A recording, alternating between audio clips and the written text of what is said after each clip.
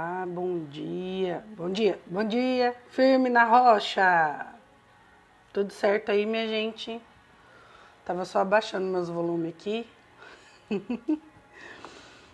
Eu espero que vocês estejam bem, com a graça e a paz do nosso Senhor Jesus Cristo. E hoje eu tô aqui para continuar falando de relacionamento com Deus, ainda sobre oração.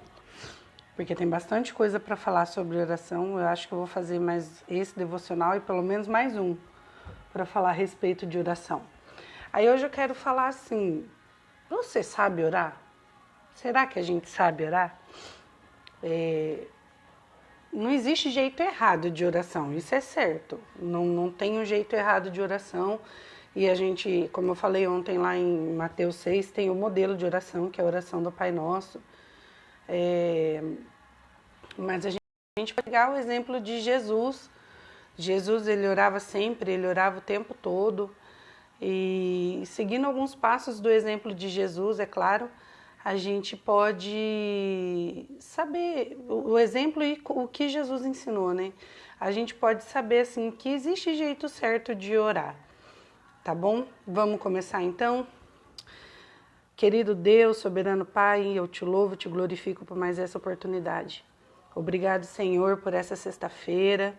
Obrigada, Senhor, por tudo que o Senhor falou no nosso coração durante essa semana. E em nome do Senhor Jesus, abre os nossos olhos, os nossos ouvidos, o nosso coração e o nosso entendimento, para que nós possamos ouvir e receber a Tua palavra como uma boa semente, e que o nosso coração e a nossa mente sejam um solo fértil, para que nós possamos frutificar a Sua palavra, Senhor. Em tudo eu oro e te agradeço em nome de Jesus. Amém. Queridos, eu vou falar hoje um pouco de algumas passagens que Jesus orou, que eu acho que são, não é que são mais significativas, mas que fala o que Deus quer falar com a gente hoje, tá?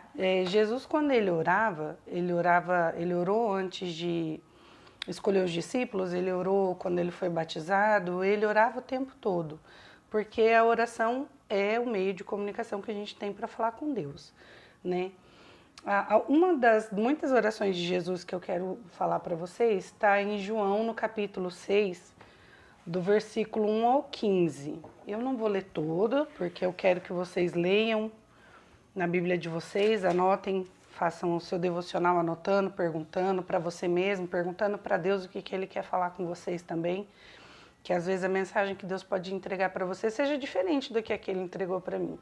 Porque a palavra de Deus, ela é viva e ela não muda. Ela é a mesma palavra, sempre. Mas Deus pode falar de uma forma diferente com você, tá bom? Então você pega lá na sua Bíblia online, na sua Bíblia analógica, e você lê, anota, marca, grifa, passa canetão, né? Para não esquecer. No capítulo 6 de João, do versículo 1 até o versículo 15, é onde Jesus fez a multiplicação dos peixes. Eu vou ler para você do versículo 8 ao 13, tá bom? Um dos discípulos, chamado André, irmão de Simão Pedro, informou a Jesus: está aí um rapaz que tem 5 pães de cevada e 2 peixinhos. Mas isso dá para tanta gente? Serve para tanta gente? Disse Jesus: fazei o povo assentar-se, pois havia naquele lugar muita relva. Assentaram-se, pois, os homens em número de quase 5.000. Então Jesus tomou os pães e, tendo graças, distribuiu entre eles, e também igualmente os peixes quanto queriam. E quando já estavam fartos, Jesus disse aos seus discípulos: recolhei os pedaços que sobraram para que nada se perca. Assim, pois, fizeram e encheram 12 cestos de pedaço dos 5 pães de cevada que sobraram aos que haviam comido. Aqui fala da multiplicação dos pães e dos peixes. Uma coisa que me atentou é que Jesus tomou os pães e, tendo graças, distribuiu. Ele deu graças, ele orou para agradecer e distribuiu. E igualmente ele fez com os peixinhos que tinham. Aqui no versículo 9 fala assim: tem aí um rapaz que tem 5 pães. E no versículo 13 fala: assim, pois, fizeram e encheram 12 cestos de pedaço dos 5 pães. Então, assim, eu acho que pode ter alguma explicação óbvia e lógica, mas eu não acredito que os pães se multiplicou. Eu acredito que os 5 pães foram suficientes, os 5 pães e os 2 peixes, para alimentar. Eles mencionam aqui quase 5.000 homens, mas eram homens, mulheres e crianças. Então, às vezes a gente ora pedindo para Deus aumentar as coisas que a gente tem, multiplicar o alimento, multiplicar o salário, multiplicar as alegrias, para multiplicar a saúde. Mas você já parou para pensar que às vezes o que você tem já é o suficiente, é só você saber usar do jeito certo? Essa palavra falou muito comigo hoje de manhã, na hora que eu estava estudando ela. Às vezes a gente ora e pede, Deus multiplica, Deus aumenta, Deus eu preciso de mais, Deus o salário não deu, sobrou mês no final do salário. Mas a gente não ora para agradecer, Deus eu tenho isso, obrigada por isso, que seja suficiente. Né? Às vezes a gente tem que mudar um pouco o foco, né? E aí, essa é a primeira passagem. A segunda passagem está em João também, no capítulo 11, no versículo, a partir do 1º. É o capítulo 11 quase inteiro, na verdade. Deixa eu dar uma olhada aqui.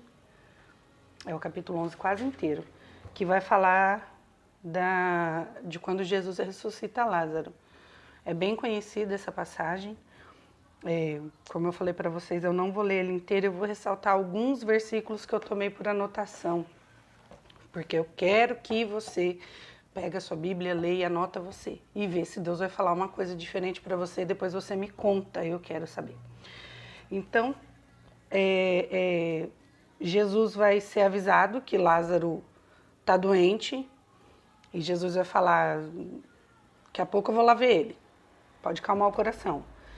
E Jesus tinha acabado de sair de lá de Betânia, né, daquela região lá, que é a região de...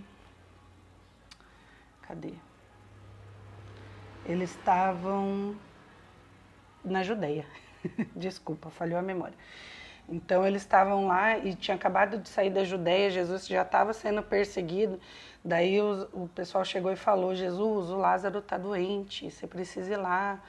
Porque eles acreditavam que se Jesus chegasse lá, Jesus ia curar o Lázaro, ia ficar tudo certo. E realmente, de fato, isso poderia ter acontecido. E Jesus, no versículo 4, está escrito assim, ao receber a notícia, disse Jesus, esta enfermidade não é para a morte, e sim para a glória de Deus, a fim de que o Filho de Deus seja por ela glorificado. É uma situação de morte que não é morte. É uma situação que existe para a glória de Deus, através do Filho de Deus. E ali no versículo 17, chegando Jesus, já encontrou Lázaro sepultado havia 4 dias. E no versículo 19, muitos dentre os judeus tinham vindo visitar Marta e Maria para consolar ela a respeito do seu irmão. E no velório, né? Muita gente, porque Lázaro era muito conhecido. Muita gente foi lá para consolar Marta e Maria. E no versículo 25, Marta... Ah, legal, aqui, ó. No versículo 25 do capítulo 11 do livro de João. Disse-lhe Jesus, aqui é Marta que foi ao encontro de Jesus e falou para ela que ela acreditava que se Jesus estivesse ali, Jesus podia curar. E Jesus falou para ela disse-lhe Jesus, eu sou a ressurreição e a vida. Quem crê em mim, ainda que morra, viverá. E todo que vive e crê em mim não morrerá eternamente. Crês nisso? Ele está entregando a promessa para Marta. Aí, no versículo 32, quem vai falar com Jesus é a Maria, é outra irmã de Lázaro. A impressão que dá é que ela chega cobrando Jesus. Né? Como assim, né? Quando Maria chegou ao lugar onde estava Jesus, ao vê-lo, lançou-lhe aos pés, dizendo, Senhor, se estiveras aqui, meu irmão não teria morrido. E ela chorava muito. E né, a impressão que dá é que ela ela se humilha na presença de Jesus, ela se joga nos pés de Jesus, mas ela, de certa forma, ela cobra ele, porque ela sabia da relação de amizade que existia entre Jesus e Lázaro. E aí nos versículos 41, 42 e 43, vamos ver o que está dizendo aqui. Tiraram a pedra. E Jesus levantou os olhos para o céu e disse: Pai, graças te dou porque me ouviste. Aliás, eu sabia que sempre me ouves, e assim falei por causa da multidão presente para que creiam que tu me enviaste. E tendo dito isto, clamou em alta voz: Lázaro, vem para fora. Então, a oração de Jesus foi em agradecimento, né?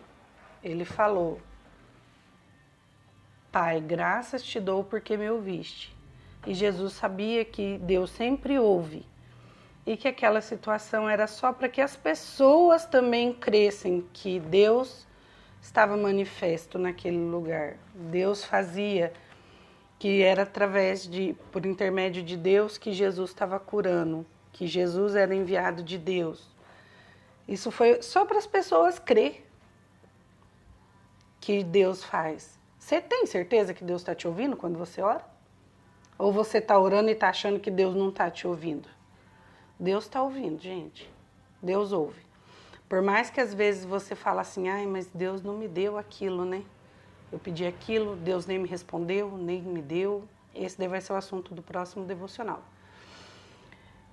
Mas Deus ouve. Isso é o que importa. Deus sempre ouve, tá? E aí, a terceira passagem que eu quero falar para vocês, ela tem duas referências na Bíblia, que está em Lucas ou em Mateus. Eu vou pegar a versão de Lucas,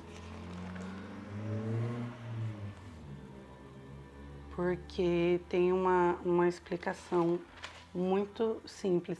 Jesus, ele sempre se retirava para orar, no monte, no deserto, e tinha um lugar onde Jesus ia orar com uma certa frequência, que fala na Bíblia que é um lugar conhecido, até dos apóstolos, dos discípulos de Jesus, que é o Getsemane. O Getsemane é um lugar, a tradução da palavra Getsemane é largar do azeite. Então, eu creio que era um jardim, né? Era um jardim de plantação de oliveira, né? Que é a árvore que dá azeitona, que faz o azeite. Então, era o lagar do azeite. E Jesus, imagino que deve ser um lugar bonito, né? Porque se tem árvore, tem água, tem vida, não é um lugar deserto. Eu imagino que deve ser um lugar muito bonito. E Jesus sempre se retirava para esse Getsemane para orar quando ele estava naquela região. E aí foi onde Jesus orou, teve a passagem da transpiração de sangue, que já foi comprovado cientificamente que isso pode acontecer com uma pessoa que está sobre grande aflição. Então, no capítulo 22 de Lucas, eu vou ler com vocês o versículo 39 até o 46, tá? E saindo foi, como de costume, para o Monte das Oliveiras, e os discípulos acompanharam. Chegando ao lugar escolhido, Jesus disse: Orai para que não entreis em tentação. Jesus está indo nesse lugar com Pedro, Tiago e João. Ele, por sua vez, Jesus, né, afastou-se cerca de um tiro de pedra. Uma distância assim, né? E de joelhos orava, dizendo: Pai, se queres, passa de mim este cálice, contudo não faça a minha vontade, sim a tua. E aqui nessa passagem de Lucas ele está um pouco mais resumido, mas aí Jesus volta para os discípulos, encontra eles dormindo e acorda eles e fala: Nossa, vocês não conseguem nem orar comigo por 1 hora? Ora e vigia, e volta lá para o lugar que ele estava ali na distância de um tiro de pedra e faz a mesma oração: Pai, se queres, passa de mim esse cálice, contudo não faça a minha vontade, mas sim a tua. E foi onde Jesus começou a passar esse processo de dor e aflição, de angústia, de medo. Jesus passou medo? Passou. Jesus chorou, né, na passagem da ressurreição de Lázaro fala que Jesus chora. Jesus dormia, porque Jesus dormia num barco. Por que que Jesus era assim? Porque ele veio como pessoa. Ele, como pessoa, não tentou tomar o lugar de Deus. Ele, como pessoa, cumpriu uma vida de pessoa. Ele chorou, ele sofreu. Eu tenho para mim que ele ficou com medo ali no Getsemane, porque ele sabia o que ele ia passar. Ele tinha conhecimento do que ele ia passar na crucificação, todo o castigo, toda a opressão que ele ia receber. E aí eu te pergunto assim, você nem sabe o que você vai passar, como que Deus está orando, como que você está orando para Deus te livrar daquilo? A gente às vezes não tem o conhecimento de que alguma coisa vai acontecer com a gente e a gente já ora para Deus livrar a gente. E às vezes uma coisa que a gente vai receber de Deus a gente não recebe, porque a gente orou errado. Então a gente tem que prestar muita atenção na forma como a gente ora. Enfim, e aí Jesus orou. Eu vou continuar lendo aqui. E então apareceu-lhe um anjo do céu que lhe confortava. E estando em agonia, orava mais intensamente. E aconteceu que o seu suor tornou-se gotas de sangue caindo sobre a terra. Levantando-se da oração, foi ter com seus discípulos e os achou dormindo, de tristeza, e disse-lhes: por que estar dormindo? Levantai-vos e orai para que não entreis em tentação. E aí, às vezes a gente pede para Deus livrar a gente de alguma coisa, ou a gente pede para Deus dar alguma coisa para a gente que não necessariamente é o que a gente precisa ou o que a gente quer, mas toda oração Deus ouve. Isso eu posso te afirmar com certeza. Eu tenho uma situação que uma vez eu orei para Deus que eu queria um emprego. E aí todo mundo falava que tinha que orar certo e que a gente tinha que pedir certo para Deus das coisas do jeito que a gente queria. E eu falava com Deus. Eu falava assim: Deus, eu quero um trabalho que tenha horário para entrar, horário para sair, que tenha um bom salário, que eu não trabalhe final de semana, que eu não trabalhe à noite, que eu não trabalhe feriado. E que eu seja feliz nesse trabalho, porque eu preciso trazer sustento para minha casa, né? Eu preciso ajudar o meu esposo. E Deus me deu esse trabalho, gente, do jeitinho que eu pedi. Do jeitinho que eu pedi. Eu tinha horário para entrar, eu batia a ponta, eu tinha horário para sair, porque eu já tive experiência com outro trabalho que eu não tinha nada disso e era uma bagunça, e minha vida virou uma bagunça. E era bonitinho assim, do jeitinho que eu pedi. Eu deixava minhas filhas na escola, eu tinha horário para entrar, horário para sair, eu almoçava lá no meu trabalho, tinha quem pegava minhas filhas na escola, eu tinha um bom salário. E eu não trabalhava domingo, não trabalhava feriado, não trabalhava à noite, nem corria o risco, porque a empresa não trabalhava nesses horários, né? E era do jeito que eu queria. Eu orei, eu pedi, Deus me deu. E o que aconteceu? Veio a pandemia e eu fiquei sem esse trabalho. E aí, o que eu aprendi disso? Às vezes o que Deus quer para mim não é a mesma coisa que eu quero. Às vezes o que eu quero não é a mesma coisa que Deus quer. Por mais que a gente saiba orar e a gente saiba pedir, às vezes é além disso. A gente tem que saber receber aquilo que Deus dá pra gente. E olha o martírio que Jesus passou quando foi crucificado. E ele recebeu aquilo porque ele sabia que a glória de Deus viria sobre a vida dele. Ele iria ressuscitar. E através do nome de Jesus, Deus seria glorificado. E é isso que hoje eu tenho aqui, eu entendo que eu tenho aqui. Através da minha vida, eu quero glorificar o nome de Deus. E eu quero que essa mensagem alcance várias pessoas que possam entender dessa forma também. Amém? Ai, beleza, gente. Consegui. Eu espero que vocês tenham entendido. Hoje é sexta-feira. Como eu estava conversando com algumas amigas que viram meu status no WhatsApp, eu estou fazendo faxina. E aí eu dei uma pausa para vir aqui falar com vocês. E agora eu vou voltar para a faxina, porque hoje é sexta-feira, sua linda, e tem que faxinar. Mas é isso aí, gente. Segunda-feira a gente está de volta. Não deixe de procurar uma igreja.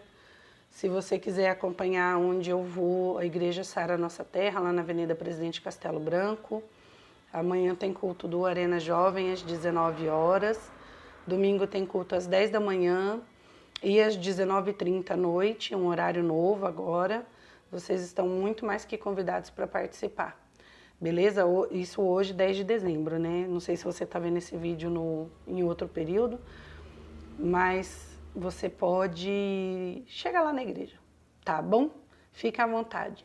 Segue firme na rocha aí, firme o final de semana inteiro. Segunda-feira eu vou estar firme na rocha daqui para falar com vocês.